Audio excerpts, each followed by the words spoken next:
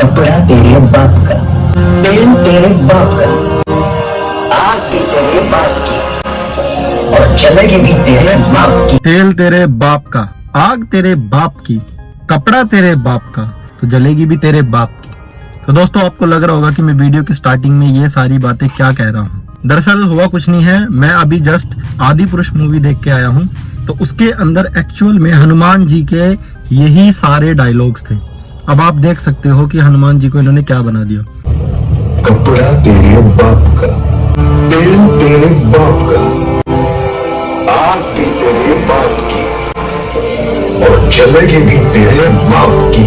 हनुमान जी कभी भी इस तरीके से एटीट्यूड में बात नहीं करते थे जिस तरीके से उन्होंने दिखाया है। तो अभी मैं आपके सामने जो है इस आदि पुरुष मूवी के कुछ रिव्यूज देने वाला हूँ, जिसमें मैं आपसे 3 चीजों के बारे में बात करने वाला हूँ। सबसे पहला है डायलॉग, दूसरे नंबर पर है वीएफएक्स और तीसरे नंबर पर है इनमें जो कैरेक्टर लिए गए हैं वो किस तरीके से हैं। सबसे पहले बात करते हैं हमारे डायलॉग। तो भाई आदि पुरुष के अंदर ऐसे ऐसे डायलॉग डाले हैं इन्होंने जो कि बहुत ही घटिया और वाहियात तरीके के हैं। जिसमें पहला डायलॉग तो यही मैंने आपको बता दिया, हनुमान जी का था कि तेल तेरे बाप का, कपड़ा तेरे बाप का, जलेगी भी तेरे बाप की। इस तरीके से डायलॉग बुलवाए गए हैं हनुमान जी से, जो कि बहुत ही ज्यादा बेकार डायलॉग थे। और एक डायलॉग और था जहाँ पे मेघनाथ लक्ष्मण को मूर्छित कर देते हैं, तो वहां पर मेघनाथ एक डायलॉग बोलते हैं कि मेरे एक सपोले ने तेरे शेष नाग को लंबा कर दिया। तो ये कितने घटिया तरीके के डायलॉग्स है भाई, देख लो। एक डायलॉग कुछ इस तरीके से था, जब हनुमान जी उस अशोक वाटिका में जाते हैं तो वहां पे जो उनके पहरेदार होते हैं, जो सैनिक होते हैं, वो आके बोलते हैं यहाँ क्या करने के लिए आए थे, बुआ का बगीचा है। तो देखो दोस्तों किस तरीके के डायलॉग्स बोले गए। एक डायलॉग और था,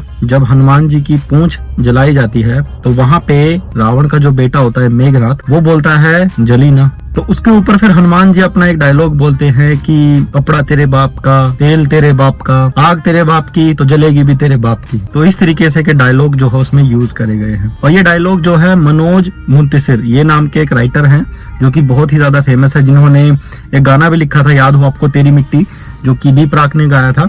तो ऐसे अच्छे अच्छे गाने लिखने वाले राइटर इस तरीके के डायलॉग लिख रहे हैं। भाई मेरा तो बहुत ही मूड खराब हो गया, क्योंकि इंटरवल तक तो मूवी झेलने लायक होती है, लेकिन इंटरवल के बाद जो मूवी होती है उसको आप झेल नहीं पाओगे। आपको ऐसा मन करेगा उठ के यहाँ से चले जाओ। अगर आप अपने बच्चों के साथ ये मूवी देखना चाहते हो तो इसमें से सीखने के लिए कुछ भी नहीं मिलेगा सिवाय छपरी डायलॉग्स के और इस तरीके से बोलबाणी जो उसमें यूज की गई है। ये थे डायलॉग्स। अब बात करते हैं देखो वीएफएक्स। तो वीएफएक्स के अंदर इन्होंने जो है बहुत ही घटिया काम कर रखा है। एक जगह पे जब राम जी खड़े होते हैं तो वहां पे ऊपर कुछ जो है आत्माएं सी घूमती रहती, इस तरीके से वीएफएक्स था। तो उसके अंदर क्या था कि राम जी दिखाई नहीं पड़ रहे थे, मतलब उनके ऊपर फोकस नहीं हो रहा था, ज्यादातर उनके ऊपर ध्यान ज्यादा जा रहा था, तो जिसकी वजह से राम जी ज्यादा हाईलाइट नहीं हो रहे थे। और दूसरा इन्होंने क्या कर रखा है कि भगवान को जो है चमड़े के कपड़े पहना रखे हैं। अच्छा, रावण का जो पुष्पक विमान था पिछले रामायण में देखा होगा आपने, बहुत ही बढ़िया था, लेकिन इस मूवी के अंदर उन्होंने पुष्पक विमान की जगह एक चमगादड़ ला रखा है जिसके ऊपर रावण बैठ के आता है। रावण की यहाँ से भाई देखो 2 मांग कर रखी है, हेयर स्टाइल बना रखा है अलग ही टाइप का।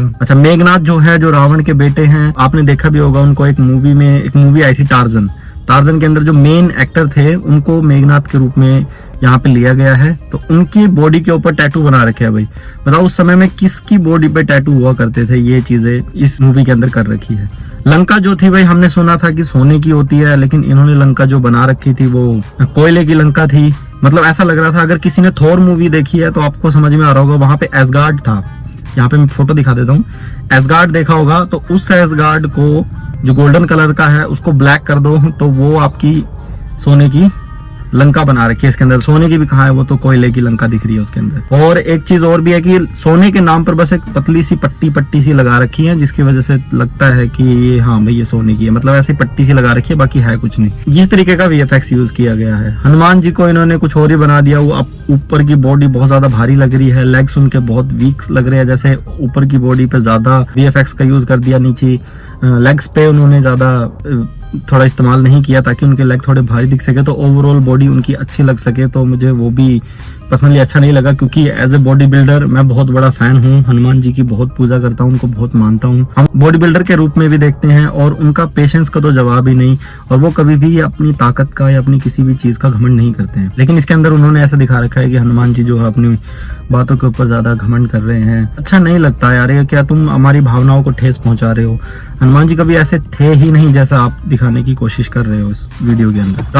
रावण के सर इस तरीके से बाहर निकलते हैं, लेकिन इन्होंने मंजिल बना दी, एक के ऊपर एक सर दिखा रखे हैं कि रावण के इस तरीके से सर थे। VFX के अंदर इन्होंने ये चीज कर रखा है। अब तीसरे पॉइंट की बात करते हैं, वो है कैरेक्टर। यहाँ पे प्रभास जी को जो है राम का रोल दिया गया है, लेकिन वो बिल्कुल भी राम के रोल में सूट नहीं कर रहे हैं। या तो डायरेक्टर्स को उनसे काम करवाना नहीं आया, क्योंकि वो बहुत ही पहुंचे हुए एक्टर है भाई। उन्होंने बाहुबली में, बाहुबली 1 में, बाहुबली 2 में इतना बढ़िया रोल निभाया था। उनका लुक देखो आप एक बार कंपेयर करके देखो, इधर आपको दिख रहे होंगे बाहुबली का रूप इनका, और इधर राम का रोल देखो इन्होंने किस तरीके से लिया हुआ है। तो मतलब राम को इन्होंने बिल्कुल ईसाई बना दिया। राम के कैरेक्टर में प्रभास बिल्कुल भी सूट नहीं कर रहे हैं। दूसरा है, इन्होंने बाली और सुग्रीव की जगह VFX का यूज किया गया है। वानर सेना इन्होंने पता नहीं किस तरीके से बना दी, बिल्कुल गुस्सैल वानर सेना। मतलब ऐसा लग रहा है जब ये लाइन में ऐसे गोल गोल खड़े होते हैं तो ऐसा लगता है जैसे एवेंजर हमने देखी थी इन्फिनिटी वॉर, मेरे ख्याल से थी वो सीन, उसके अंदर इसी तरीके से एक गोल चक्कर में सब खड़े हो जाते हैं। ऐसा कुछ इसमें सीन था। रावण का रोल भी बिल्कुल सूट नहीं कर रहा, वो ऐसा लग रहा है जैसे कोई खिलजी टाइप उनका लग रहा था, जैसे वो खिलजी लग रहे हो देखने में, मतलब रावण नहीं लग रहे थे। हनुमान का रोल भी इन्होंने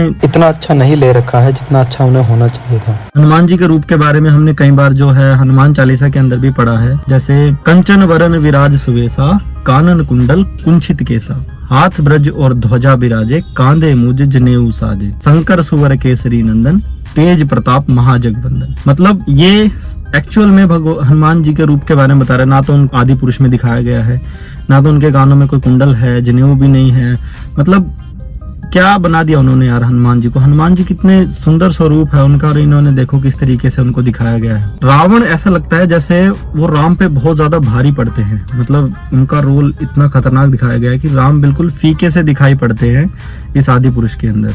लक्ष्मण का रोल जिन्होंने किया है उनको शायद टीटू के नाम से ही जानते हैं। मैं यहाँ फोटो दिखा दूंगा, आप उनको शायद जानते हो, मैं उनको अच्छे से नहीं जानता। मैंने इतनी इनकी मूवीज या फिर कोई सीरियल वगैरह या कहीं पे देखा नहीं है इनको इतना खास। तो इन्होंने लक्ष्मण का रोल निभाया, और इनका रोल बिल्कुल शुरू से लेके एंड तक इनका जो फेस एक्सप्रेशन होता है वो एक ही होता है। मतलब चाहे ये गुस्से में हो, चाहे ये खुश हो, चाहे ये किसी भी सिचुएशन के अंदर हो, हमेशा इनका सेम फेस एक्सप्रेशन ही रहता है, जो कि मुझे बिल्कुल भी ठीक नहीं लगा। और सीता का रोल जो है कृति सेनन ने किया है, वो भी इतनी जच नहीं रही है सीता के रोल में। ये 3 चीजें थी जो मुझे बहुत बेकार लगी इस आदि पुरुष मूवी में। देखने लायक इसमें कुछ है नहीं। अगर आप देखना चाहते हो, फैमिली के साथ देखने के लिए जाना चाहते हो, तो आप सिर्फ इस कंपैरिजन के तौर पे इसको देख सकते हो। जैसे वाल्मीकि जी ने जो रामायण लिखी थी, तो उसको इससे कंपैरिजन कर सकते हो बस। इसमें आपको दिखाया गया है कि लंका कोयले की है, वाल्मीकि रामायण में लिखा गया है कि लंका सोने की है। और वाल्मीकि रामायण में लिखा है कि रावण जी जो है वो सुंदर से पुष्पक विमान पे बैठ के आते थे, यहाँ पे है कि रावण जो है वो चमगादड़ पे बैठ के आता है। इस तरीके से इसके अंदर सीन दिखाए गए हैं जो कि मुझे बहुत ही बेकार लगे। और आपको पता है रावण के मरने के बाद राम जी जो है वो पुष्पक विमान पे बैठ के फिर अपने घर जाते हैं,